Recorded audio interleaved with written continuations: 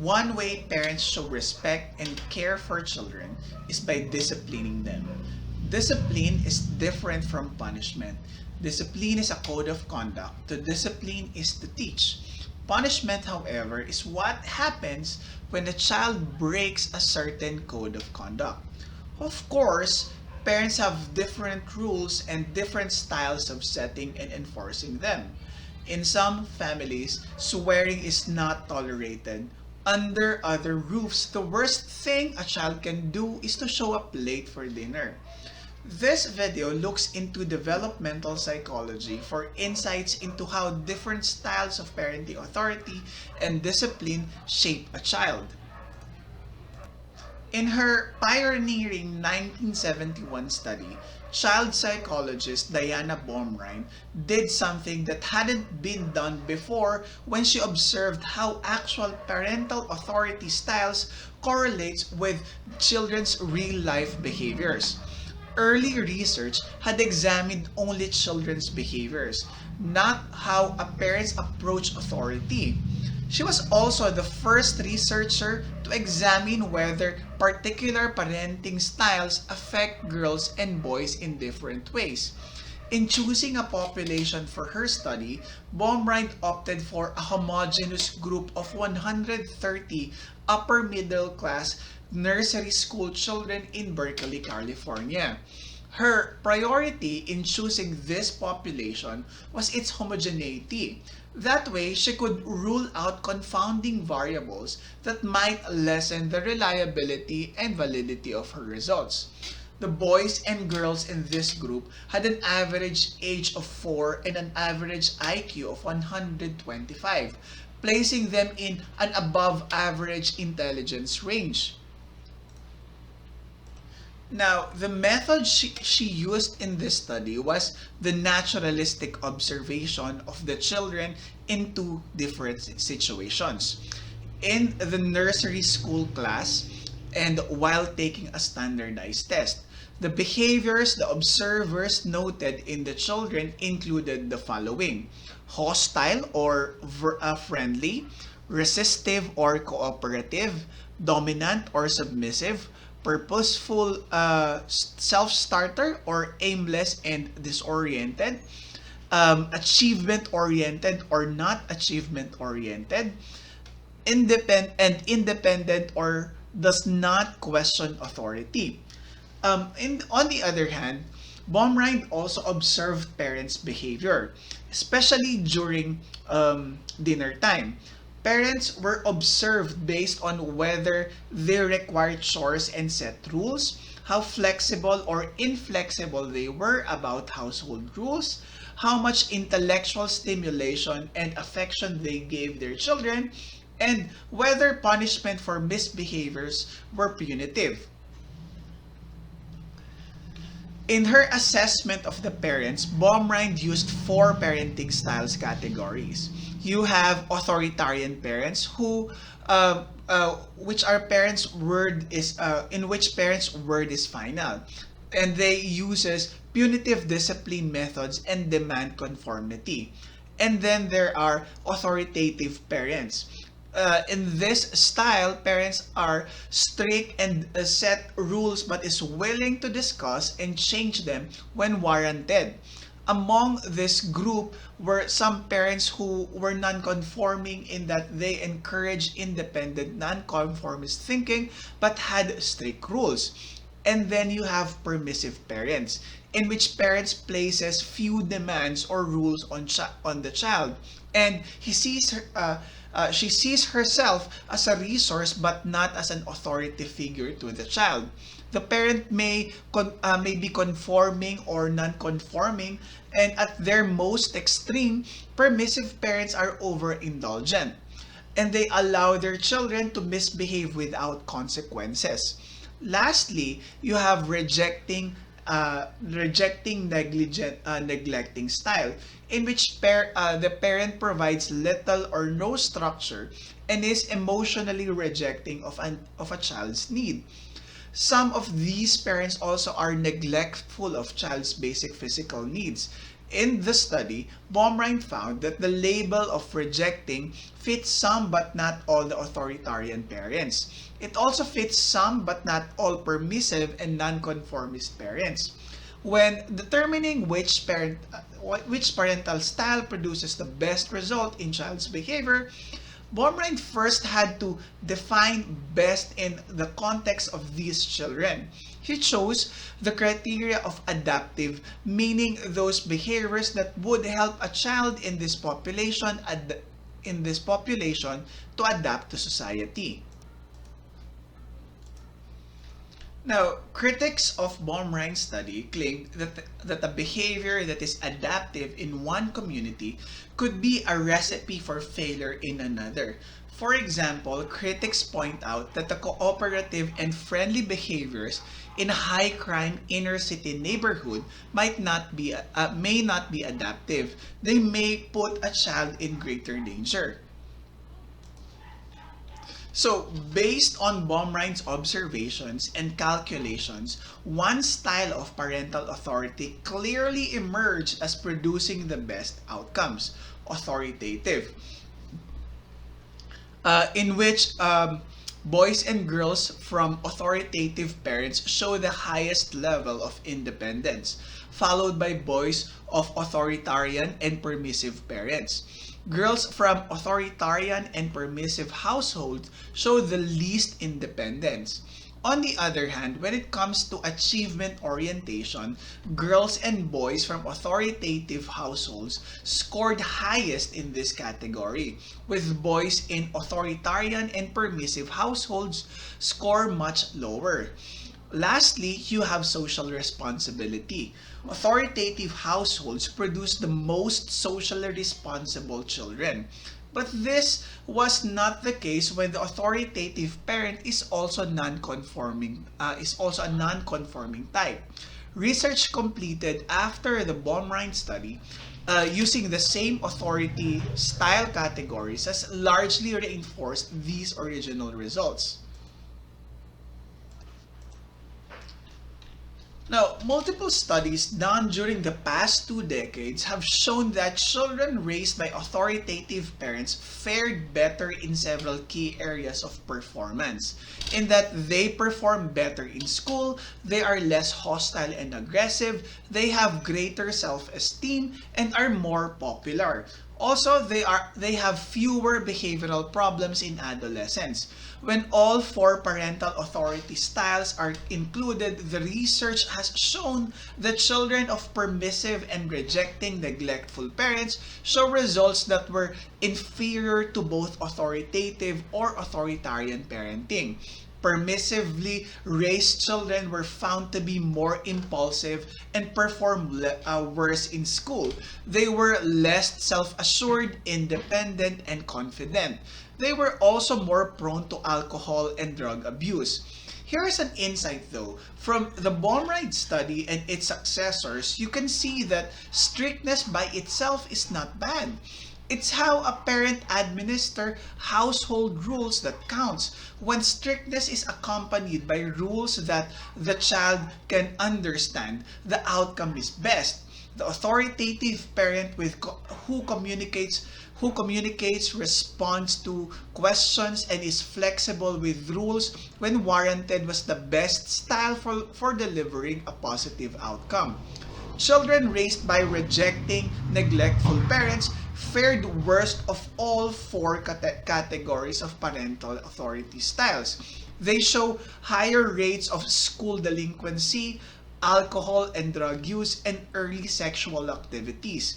They also show poor cognitive and social development.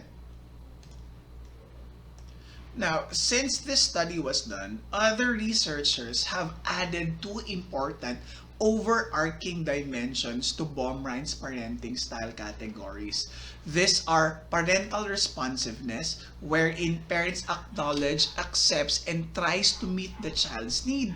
And then there is expectation, wherein parents have or has higher expectations about the level of maturity the child is capable of and gives responsibilities to match these.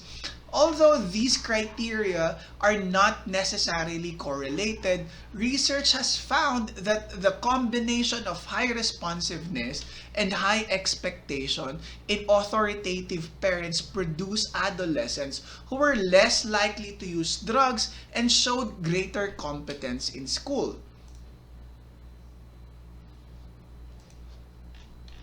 Now, according to child psychiatrist Jack Westman, two basic principles underlie the exercise of legitimate parental authority in the authoritative model of parenthood. That is number one, recognition that from the time they are born, children are individuals with valid needs and feelings. Effective parental authority adapts to children with different temperaments. And number two, realization that children are influenced more by what parents actually do than by what they say. Westman expands on this by saying that when parents demonstrate a model of controlling their impulses, their children learn how to behave civilly and tolerate the inevitable frustrations of life. When parents model delay gratification, children learn how to schedule pleasant and unpleasant activities. Work comes before play. With these skills, they learn the ingredients of effective living. By developing hopeful visions for their own futures, children learn how to surmount obstacles in their daily lives. They also gain inspiration for making the world a better place in which to live. All of this is nurtured by an atmosphere of respectful parental authority. Westman goes on to explain that the foundation of successful parenthood is mutual respect between parent and child. It's not based on reward and punishment paradigm. Knowledge of child development is helpful in engendering parental respect for the needs of of children. A child's respect for a parent depends on a parent's ability to convey to the child that she means what she said. Of course, the parent has the responsibility to mean what she said as well. Most disciplinary issues arise around testing limits. There inevitably are times when conveying "I mean what I say" to a young child requires a passionate voice and physical intervention. The latter can be done by firmly holding a child with eye contact and speaking in a convincing tone. Westman and others proposed or opposed to using harsher physical means of punishment with children believe that ritualistic spanking relies on fear of punishment rather than respect. Although they would concur with authoritarian parents who believe that children should fear their parents' reaction to their behavior, they differ in an important respect. The fear of parental disapproval for misbehavior should be more from letting their parents down and losing their respect than from fear of punishment. At this point, let's talk about spanking and yelling at children as power assertive methods of disciplining. Their purpose is usually to teach a child appropriate behavior and discourage inappropriate ones. In real life, these methods often occur in response to a parent's loss of patience. Researchers observing parent-child interaction report that some parents interrupt their children on average every 7 minutes in an attempt to get them to change a behavior. With 2-year-olds, a full 65% of parent-child interaction consists of parents telling the child to stop a behavior. It all adds up to a great deal of conflict and frustration for parents. And in the short run, at least, spanking often seems to work. Children do stop what they are doing. In a survey done in 2011 by Sanapo and Nakamura, 61% of grade 6 students in Iloilo had experienced physical punishment at home. The most common punishment children received was pinching, about 75%, and followed by beating, which is about 50%. Mothers were found to be the most frequent users of physical punishment. The prevalence of physical punishment at home may be attributed to the Philippines law, which allows parents to physically punish their children as may be necessary for the formation of his good character, as reflected in Article 45 of Presidential Decree Number 603, known as the Child and Youth Welfare Code. Now, the tendency of Filipino parents to punish sons more harshly than their daughters could be explained in relation to how boys and girls are regarded in society. Boys are expected to be tough and brave. By administering harsher discipline, parents may believe they are molding their sons to be strong and to prepare them to be future pillars of society. However, according to the psychological research, the problem with spanking is other power assertive method of discipline come much later. For one thing, spanking is not particularly effective. Yes, children stop their immediate offending behavior, but they eventually return to it. Why else would parents have to spank their children so often? Now, a meta-review of 88 studies on spanking was done in 2001. This review showed that children who are spanked more often are more physically violent and aggressive with peers. They are more likely to commit assaults and delinquent acts in adolescence, and are more likely to become depressed and suffer from low self-esteem, alcoholism, and even addictions. Those hit or spanked in adolescence are more likely to hit their spouses and abuse their children. They are more likely to link pain and sexual activities. Researchers found that with mothers who were generally warm and affectionate, occasional spanking did not increase children's misbehavior or antisocial tendencies. In the same study, mothers who spanked and were generally less warm, involved, and affectionate with their children produced the same negative behaviors seen in other studies. So, with all this talk of spanking, how should we um, maintain discipline? Now, the American Academy of Pediatrics advised a positive approach to child discipline that excludes spanking. This approach is based on evidence-based research and recommends that adults, number one, manage situations with their children, preventing conflict wherever possible by adhering to regular schedules and creating a child-proof environment. That is, keeping breakables out of reach. Number two, set and enforce clear rules of behaviors for everyone in the family. Some call this a family culture of respect. Number three, offer occasional praise for appropriate behavior. Um, with the emphasis on occasional, because constant on occasional and not constant, or its positive effect will reverse. Number four, use explanation and reasoning. Number five, instead of introducing arbitrary consequences for their behavior, allow the child to face the natural consequences of their behavior. For example, instead of punishing the child for cheating in a game with his brother, allow him to do so and face the natural consequence that his brother won't play with him anymore. Another example is allowing a child to leave one of his toys outside the lawn. The natural consequence of his lack of responsibility is that his toy may be ruined by the sun or the rain. Overprotective parents spare kids from all natural consequences.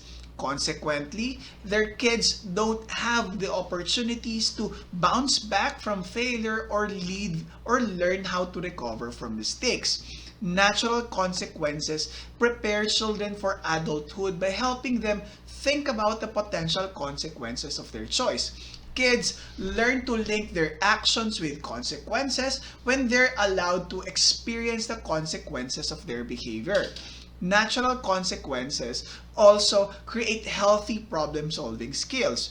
If your child did not like your ulam yesterday and he got hungry, today he'll be more likely to think about what he can do to prevent that from happening again. Now, the question is it possible for a child's temperament or behavior to shape a parent's authority style instead of the other way around? The short answer is yes. This issue is known in psychological research as the direction of effects. Let's say a 4-year-old child in Baumrind study has an active, impulsive temperament, and the child's parent uses an authoritarian style of parenting. If a correlation is made between these two variables, it is legitimate to question whether this child's parent became more authoritarian and less open to negotiations about rules in response to the child's frequent out of control behaviors. Other researchers point out that two children in the same family can elicit different authority styles. And they say this is often an appropriate adaptation on the part of the parent. In response to the questions of which direction of effect is most influential in setting a parent's authority style, the transactional model of understanding parent-child relationships settle it with a draw. Using this perspective, parenting is seen as a two-way street. Many variables affect a child's temperament and individual behaviors, just as many variables shape the authority style used by a parent with the child. These variables include the temperament of the parent, the temperament of the child, birth order, gender differences, unshared experiences among siblings, differences in children's physical or intellectual abilities, change in parents' work situation, daycare experiences, age of a child in the event of annulment or death of a parent. And by examining these variables, it may be easier to see why one parent's authority style may differ when applied to her two different children. Research has shown that there are more temperamental differences within families than there are between different families. What's still not clear is why this is so. What's clear is that family dynamics can be especially complex when it comes to the interaction of children and parent with different temperaments. For example, in certain families, shyness may be acceptable in girls but not in boys. When looking at psychological data from experiments in this area, it's especially important to see whether confounding variables such as those previously listed are controlled for. So the question now is, where does self-discipline comes from? Other terms used for self-discipline are self-control or self-regulation. The same concept is also characterized as the modulation of desire or delayed gratification. Impulsive, impulsive is what people who lack self-control are called. And although most people concur that self-discipline is a good thing, and many bemoan the fact that too many adults and children don't have enough of it, not as much attention is put on where self-esteem comes or self-discipline comes from. It may seem obvious that self-discipline is something a child learns from a parent, and that if a child has self-discipline early in life, he will have greater success in his school performance and career.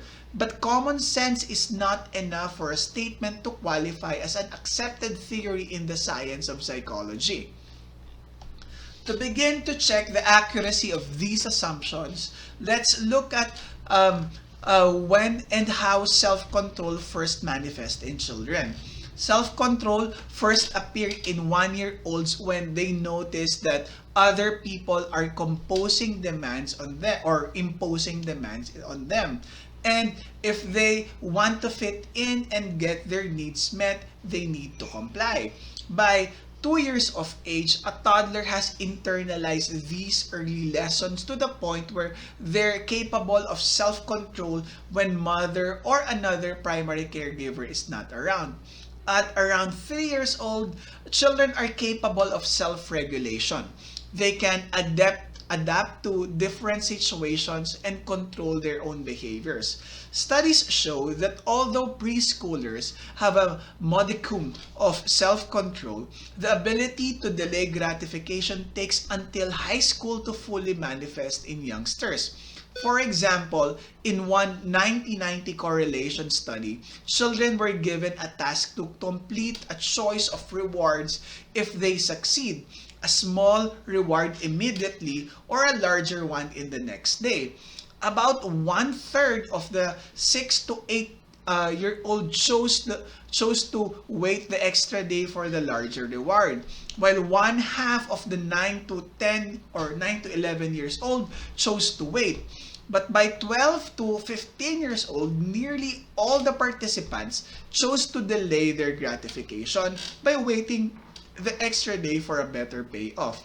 Similarly structured longitudinal correlation studies have shown that the choice made as a preschooler about whether to wait or get the goodies right away tend to stick with children as they age.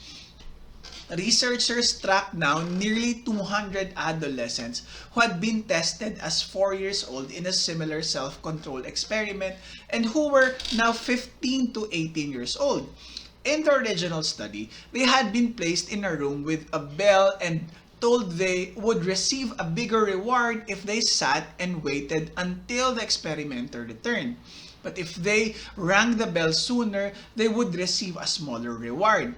Experimenters were able to make significant correlations between the children who waited the longest for their reward at age 4 and a variety of positive coping skills and personality traits, even higher SAT scores in the same children as adolescents. Remember that the correlation between variables is measured as R in a range between negative 0.01 and positive 0.01. Notice that the correlation here, notice that the correlation of the child who waited the longest at age 4 were now in the positive range of positive coping, personality, and academic characteristics, and in the negative range of characteristics demonstrating less self-control and more impulsivity when the same kids were retested as teenagers.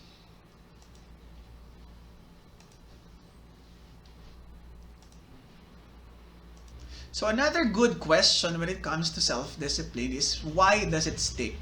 To answer this question, my mains Albert Bandura and Walter Mischel carried out a study to determine if children's self-control could be changed by watching adult models.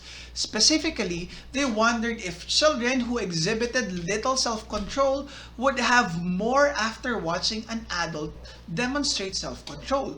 Conversely, they wanted to know whether a child who showed more self-discipline would have less after watching an undisciplined adult. Their results showed that of the children exposed to a model who delayed gratification, 50% shifted their own preference from immediate to delayed rewards on a second test. Similarly, most of those who chose to delay gratification shifted to immediate gratification choices after being shown models who did not delay gratification the next time they were tested. Bandura and Mischel concluded that children often model adult behaviors of self-control. Since this experiment was done, other studies have raised some caveats and added some details to this generalization. Among the most important were when parents are very strict and controlling of their children's behavior, the children have less self-control. Even with children as young as 1 year, when a child agrees with the parent's request to change his behavior, that is, don't touch that, put away your toys before you have a snack, compliance, and thus self-regulation is much higher. When parents encourage their children to be more independent and make their own decisions, they have greater self-control too. These experiments demonstrate that nurture, in the form of an adult's positive modeling, is a significant influence in shaping a child's ability to self-regulate from the earliest years onwards. The maturation of the frontal cortex of a child's brain, which is the seat of executive functions and reason, is key to the development of his self-control. This growth in the frontal lobes, which happens in two spurts at year 1 and between ages 4 and 7, helps children resist temptation and inhibit responses that will give them or that will get them into mischief. A child's innate temperament is also considered an important factor in determining his level of self-discipline and impulsivity. Researchers have linked several aspects of temperament in infancies, including inhibition, effortful control, and fearfulness to later behaviors as older children, such as the ability to follow rules, the tendency to cheat, and the ability to show emotional self-control under stress. So, based on the psychological researches that we have been talking about earlier, how do parents exercise their legitimate parental authority to produce the best possible outcomes for their child? Now, the following principles reflect the consensus of child psychologists and pediatricians. That is, number one, a grown child's relationship to authority, as evidenced by his relationship with teachers, employers, and eventually towards his own children, is shaped by his original relationship to parents' authority styles. Number two, a child's unacceptable behavior cannot be ignored. It sends the signal that he is not important and his behavior doesn't matter to his parents. Number three is that spanking may bring about an end to an objectable behavior, but it produces negative long-term effects, including more aggression and depression in children. Number four, parents often have strong emotion when they disapprove of their children's behavior. Children learn from feeling those emotions, but parents also need to try to avoid overreactions. When they do overreact, their acknowledgement of doing so and subsequent apology to their children is an important learning experience to both parent and child. Number five, parental rules should be consistent and children should understand the reason for them. Number six is that children should be permitted to explain the reason for disagreeing with or violating a rule.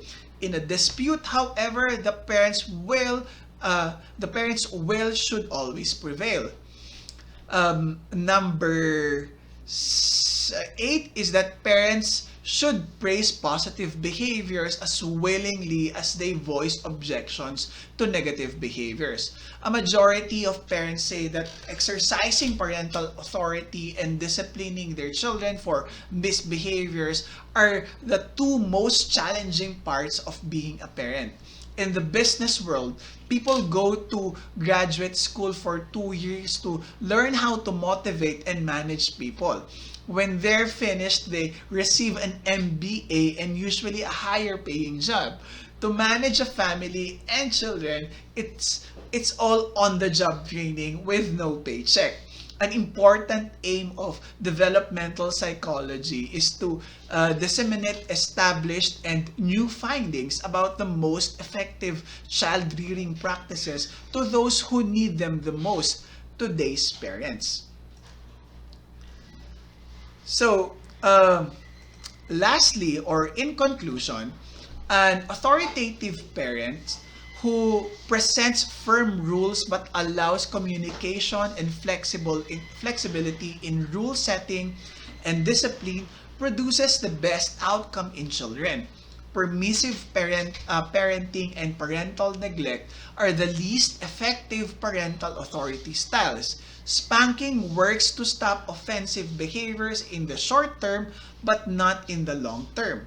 Greater levels of self-control at age 4 predicts better SAT scores and higher performance on other academic measures. Until the frontal cortex of a child's brain matures between ages 4 and 7, self-control is fleeting and more dependent on parental constraints and modeling. Again, my name is Dex Kamitan and thank you for watching.